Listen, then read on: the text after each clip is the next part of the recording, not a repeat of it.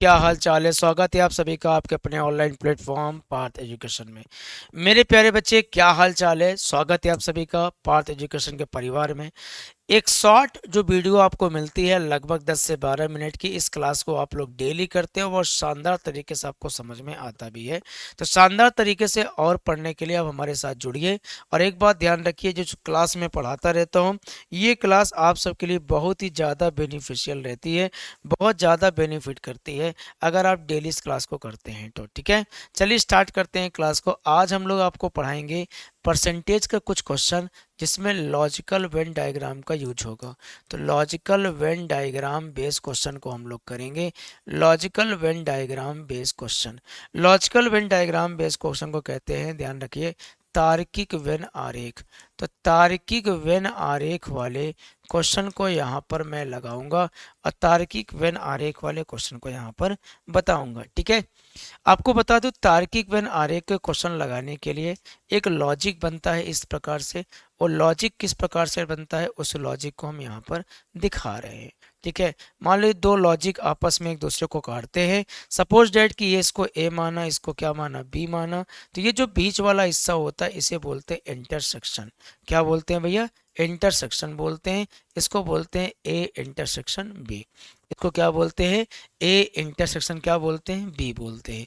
अब आपको बताना, जैसे मान लो ए बराबर आपके पास 50 है, अगर बी बराबर आपके पास 40 है, और ए इंटरसेक्शन बी बराबर आपके पास 10 है।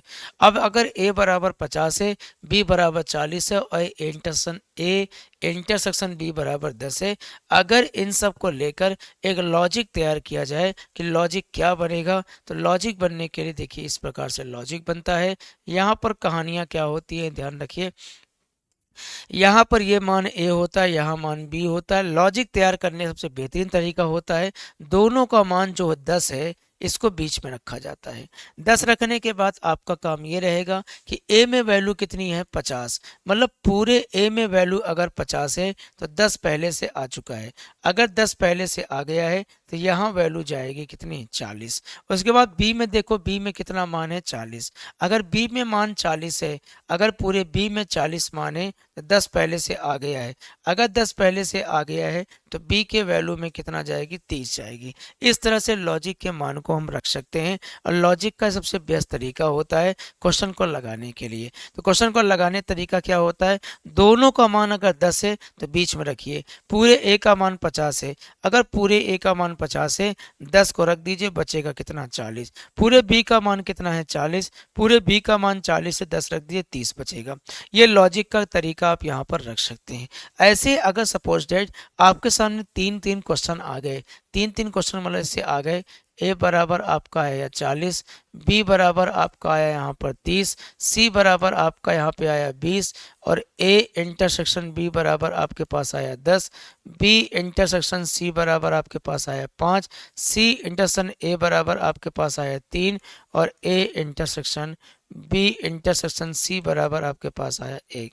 अब इनको लॉजिक बनाना है कि लॉजिक कैसे बनाएंगे, लॉजिक कैसे तैयार करेंगे। लॉजिक तैयार करने के लिए पहले एक गोला यहाँ बना लेंगे, एक गोला यहाँ बना लेंगे, और एक गोला यहाँ बना लेंगे। तीन गोला आप ऐसे बना लीजिए लॉजिक बनाने के लिए। लॉजिक बनाने के बाद यहाँ पर आप इसको ए लिख दीजिए, यहाँ पे इसको बी लिख दीजिए, यहाँ पे इसको क्या लिख दीजिए? सी लिख दीजिए। लॉजिक तैयार करने के लिए नीचे से ऊपर की ओर मानों को चलेंगे। नीचे तीनों का मान कितना है? 1 है। तीनों का मान 1 है तो लॉजिक को कैसे बनाएंगे? तो देखिए तीनों का मान 1 है, 1 को यहाँ पे भर दीजिए, भर दिया। अब आगे बढ़िए, क्या करें? सी और ए में कितना है? 3 है। तो ये आपका सी है, ये आपका सी है, और ये आपका ए है। 3 है मतलब ये वाला पोर्शन आपका 3 है। अगर ये वाला पोर्शन आपका यहाँ पर 3 है तो एक पहले से भरा हुआ है। अगर एक पहले से भरा हुआ है तो आपको ये बताना है, एक पहले से आ गया, बचा कितना? 2 बचा। इसका मतलब बी और सी में कितना है? 5 है। बी और सी, बी और सी में अगर 5 है तो ये देखो बी वाला ये, सी वाला ये है, और बी वाला ये है। बी सी अगर यहाँ पर कितना है? 5 है, तो एक पहले से आ गया है, बचा कितना? बचा 4 बचा। ठीक है, आगे बढ़ेंगे। ए और बी में कितना है? 10 है। अगर ए और बी में आपका 10 है तो ये देखिए ए और बी कहाँ है। देखो ये ए और बी, अगर यहाँ पर आपको बताना है कि ए बी कहाँ है, देखो ये वाला पोर्शन आपका यहाँ पर ए वाला और ये वाला पोर्शन आपका बी वाला, और इन दोनों में कितना है 10 है। एक आ गया तो बचा कितना, यहाँ पे कितना बचा बताओ, यहाँ बचेगा बेटा 9। अब यहाँ पे देखिए सी का मान कितना है, तो आपने देखा सी का मान आपके पास 20 है, तो सी का मान का मतलब ये पूरा सी, ये पूरा सी का मान अगर आपके पास कितना है, पूरा सी का मान आपके पास 20 है, तो 4 1 5 2 7 आ गया, 20 में 7 घटा तो 13 बचेगा। फिर बताओ बी में कितना मान है, 30 मान है।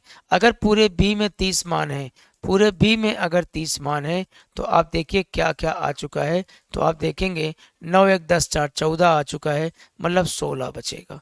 फिर ए में कितना है 40 है, अगर ए में पूरा मान 40 है तो ए का मान पूरा 40 है। अगर ए का मान आपका 40 है तो आपको ये देखना है कि ए का मान अगर 40 है तो 9 1 10 2 12, 12 निकाल दो, बचेगा कितना 28। इस तरह से सारे मान को आप यहाँ से निकाल सकते हो, इस तरह से सारे मान को निकाल सकते हो और शानदार तरीके से आंसर दे सकते हो। अगर प्रश्न पूछे केवल ए में कितने मान हैं, तो केवल ए में 28 मान है। केवल बी में कितने मान हैं 16, केवल सी में कितने मान हैं 13। अगर प्रश्न कहे टोटल कितने मान हैं, तो टोटल सबको आपस में जोड़ना है। ठीक है, चलिए भैया एक क्वेश्चन करते हैं और शानदार तरीके से आपको बताते हैं। जैसे एक क्वेश्चन क्या करते हैं, ध्यान रखिए।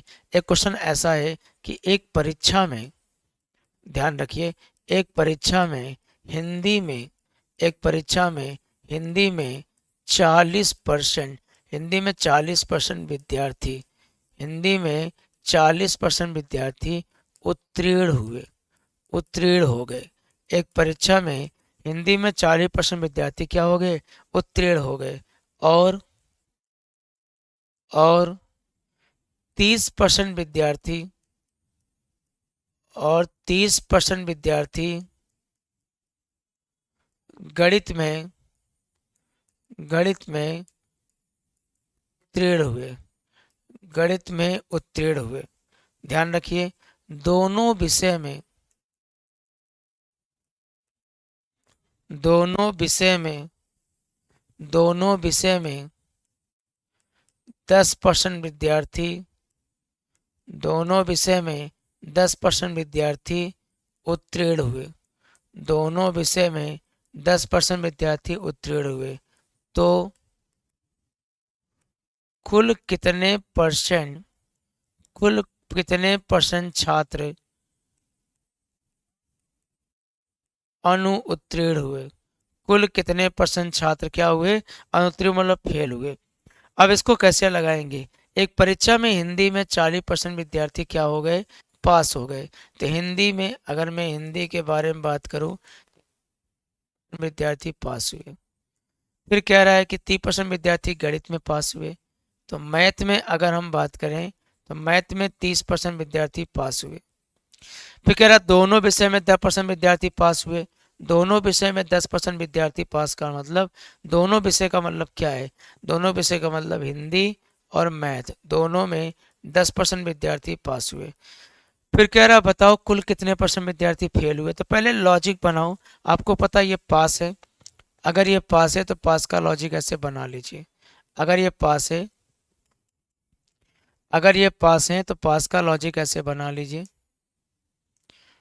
तो पास का लॉजिक कैसे बनाएंगे, एक तरफ हिंदी एक तरफ क्या लिखिए मैथ, दोनों में कितना है 10, तो 10 रख दीजिए। हिंदी में कितना है 40, अगर पूरी हिंदी में 40 से 10 आ गया तो 40 में 10 निकालो 30 आ जाएगा। पूरे मैथ में कितना है 30, अगर पूरे मैथ में 30 है तो 10 निकाल दो, कितना बचा 20 बचा। अब यहाँ पर ये बताओ ये सब पास हैं, ये सब क्या है पास हैं। तो पहले आप मुझे बताओ कुल कितने पास हुए, कुल परसेंटेज अगर पास निकालें तो कितने पास हुए। तो आपने देखा 30 10 40 40 20 60, तो 60% विद्यार्थी क्या हो गए पास हो गए। अगर 60% विद्यार्थी इसमें पास हो गए तो प्रश्न कह रहा है कितने परसेंट विद्यार्थी फेल हो गए। तो आपको पता है कि टोटल ओवरऑल जो विद्यार्थियों का परसेंटेज होता है वो 100% होता है। अगर विद्यार्थियों का परसेंटेज 100% होता है तो 60 पास हो गए हैं। तो परसेंटेज फेल कितना है, तो परसेंटेज फेल निकालोगे तो 100% में 60% क्या करोगे, माइनस करोगे। अगर 100 में 60% माइनस करोगे तब आपके पास कितना फेल आएगा, 40% फेल आएगा। कितना फेल आएगा बताओ, 40% फेल आएगा। तो कहने का मतलब है कुल कितने परसेंट छात्र फेल हुए। अगर फेल की संख्या निकालना है, जितने पास हैं, पास कितने हैं बताओ, 60% पास हैं। अगर 60 पास हैं तो कितने फेल होंगे, फेल निकालने के लिए 100 में से जितने भी पास हैं उनको घटा दीजिए तो फेल का परसेंटेज यहाँ पर आ जाएगा। तो फेल का परसेंटेज कितना आएगा बताइए, 40% आएगा। कितना आएगा मेरे भाई, 40% आएगा। ये सबसे शानदार तरीका होता है ऐसे क्वेश्चन को लगाने के लिए। ऐसे तमाम क्वेश्चन को जानकारी प्राप्त करने के लिए चैनल को सब्सक्राइब करिए और प्रेस करिए बेल आइकन के बटन को, ताकि नोटिफिकेशन आप तक पहुंच पाए। ये क्लास को करिए भैया। और मैं बता दूं, ये क्लास से आप लोग को बहुत कुछ सीखने को मिला होगा। मैं बहुत दिनों से आपको ये शॉर्ट टाइप के क्वेश्चन वीडियो दे रहा हूँ, इसमें आप सब लोग हमेशा इंजॉय ही कर रहे होंगे। तो ये सारे ट्रिक जानने के लिए और जानने के लिए आप कमेंट बॉक्स में कमेंट भी करिए कि आपको और क्या सीखना है और क्या नया आपको सीखना है। ठीक है, ये जो मैं सिखाया हूँ आज की क्लास में, लॉजिकल वेन डायग्राम, ये रीजनिंग में भी काम आता है और मैथ में भी काम आता है। तो ये भरने का तरीका है जो मैंने आपको भरने को बताया, बहुत शानदार तरीके से बताया कि किस प्रकार से इसको आप भर सकते हैं। ठीक है, बाकी एक क्वेश्चन, एक एग्जाम्पल यहाँ पर दे रखा हो। चलिए भैया, आज के लिए इतना ही रखते हैं। फिर मिलेंगे कल की क्लास में 10:45 पर एक शॉर्ट वीडियो के माध्यम से। अपना ख्याल रखिए और अगर पसंद आए अपने दोस्तों को भी शेयर करिए। ठीक है, चलिए आज के लिए इतना ही। धन्यवाद। जय हिंद, जय Bharat. Thank you so much. Thank you.